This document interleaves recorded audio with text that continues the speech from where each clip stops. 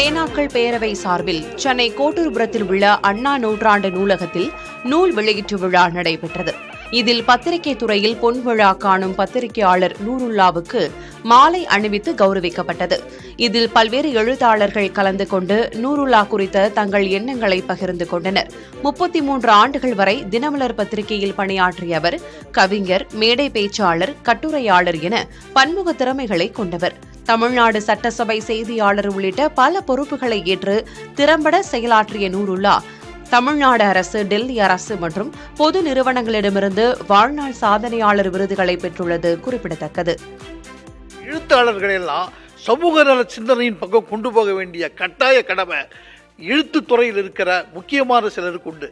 அந்த வகையில் தான் NC மோகன்தாஸ் தலைமையிலான குழுவினர்லாம் பேனாக்கள் பேரவை என்ற ஒரு அமைப்பை தொடங்கி மாதந்தோறும் நடக்குது. எழுத்துத்துறையில் வளர்ச்சியின் உச்சத்தில் இருப்பவர்களை அழைத்து பேச வைப்பதன் மூலமாக புதிய எழுத்தாளர்களுக்கு வெற்றியின் சூத்திரம் கற்றுக் கொடுக்கிற மாதிரி இருக்கும்.